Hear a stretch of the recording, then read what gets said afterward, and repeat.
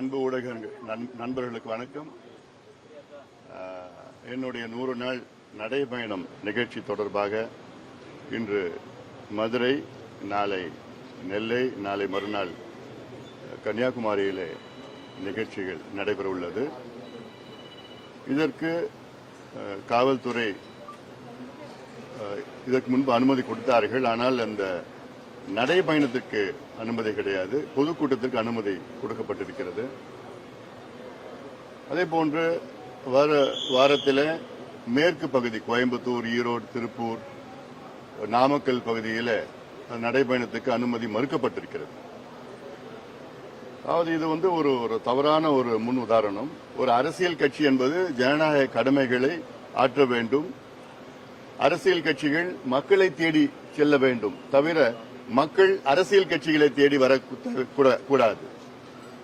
நீதிமன்றங்கள் சொல்ற நிபந்தனைகள் எல்லாம் என்னன்னா, தேசிய நெடுஞ்சாலைகளை, மாநில நெடுஞ்சாலைகளை கூட்டம் நடத்தக்கூடாது. சரி, வேற ஏதாவது தனியார் இடத்துல போய் நடத்திக்கிங்கன்னு சொல்றாங்க. தனியார் இடம் எங்க கிடைக்கும்? தனியார் மைதானம் எங்க கிடைக்கும்? ஊருக்கு வெளியில கிடைக்கும். ஊருக்கு வெளியில பொதுமக்கள் அங்க எப்படி நாங்க கூட்டிட்டு போக முடியும்?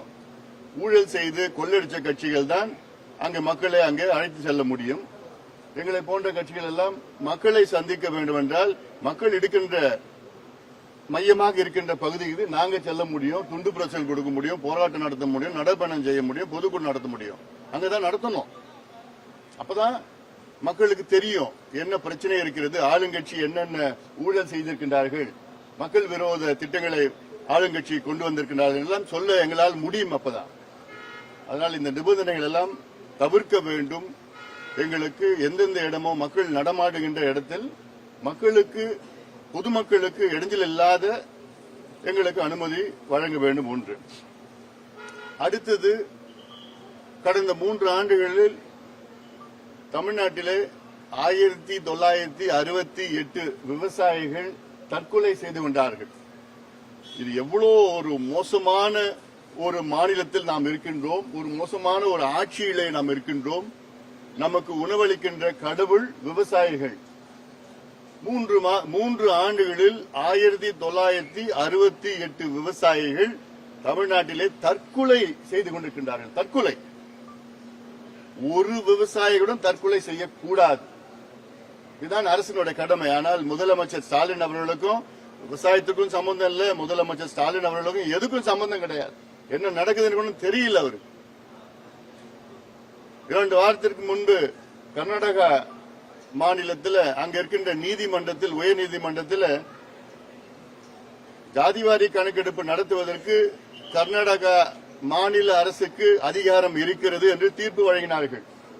அந்த தீர்ப்பில் தெளிவாக சொன்ன வார்த்தைகள் என்ன? மத்திய அரசு மட்டும் எடுக்கலாம் என்பது கிடையாது, மாநில அரசும் ஜாதிவாரி கணக்கெடுப்பு நடத்தலாம்.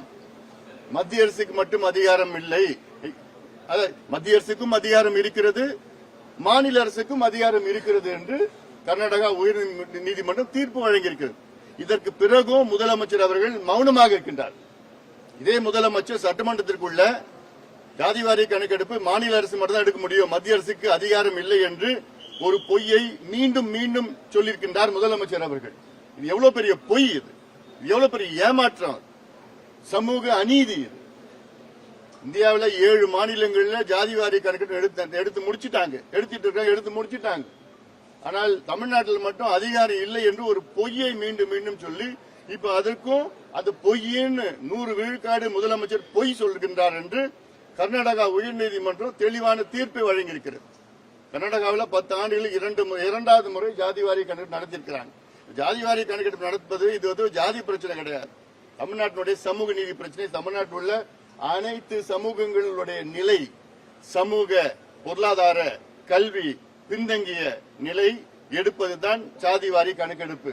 அதை எடுத்து அதற்கேற்ப நடவடிக்கைகளில் ஈடுபட வேண்டும். இடஒதுக்கீடு அல்லது அரசு நலத்திட்டங்கள் போன்ற நடவடிக்கைகள் எடுத்து இந்த பின்தங்கிய சமூகங்கள் எந்த சமூகம் சரி அதை முன்னேற்றுவதுதான் அரசினுடைய கடமை, அதுதான் சமூக நீதி. ஆனால் சமூக நீதி பற்றி வெற்று ஆக பேசிக் கொண்டிருக்கின்ற முதலமைச்சர் ஸ்டாலின் அவர்களும் திமுகவுக்கும் நிச்சயமாக மக்கள் பாடத்தை புகட்டுவார்கள். கேள்விகள் எதா இருக்கா? அதாவது மருத்துவர் ஐயா அவர்கள் நேற்று மாலை சென்னை அப்போலோ மருத்துவமனையில் அனுமதிக்கப்பட்டார். அனுமதிக்கப்பட்ட காரணம் வந்து ஒரு செக்கப், அவ்வளவுதான். அவர் ஐயாவுக்கு எந்த சிம்டம்ஸ் எதுவும் கிடையாது. இது வந்து திட்டமிட்டு நடந்த ஒரு செக்கப். ஒரு வாரத்திற்கு முன்பு திட்டமிட்டு நேற்று மாலை வந்து அனுமதிக்கப்பட்டு இன்னைக்கு காலையில வந்து அவருக்கு ஆஞ்சியோகிராம் பண்ணியிருக்கிறாங்க. கார்டியாலஜிஸ்ட் ஆஞ்சியோகிராம் பண்ணியிருக்கிறாங்க. அந்த ஆஞ்சியோகிராம்ல வந்து பழைய நிலை தான் இருக்கிறது. அது பயப்படுறது எதுவும் இல்லைன்னு கார்டியாலஜிஸ்ட் சொல்லியிருக்கிறாங்க. அதனால இன்னைக்கு ஒரு நாள் ரெஸ்ட் எடுக்கணும்னு சொல்லியிருக்கிறாங்க. ஏன்னா ஃபெமரல் ஆஞ்சியோகிராம்னால ரெஸ்ட் எடுக்கணும்னு சொல்லியிருக்கிறாங்க. நாளைக்கு வந்து எப்படின்னு பார்த்துட்டு அப்புறம் நாளைக்கு டிஸ்சார்ஜ் பண்ணலாம். நல்லது. நன்றி.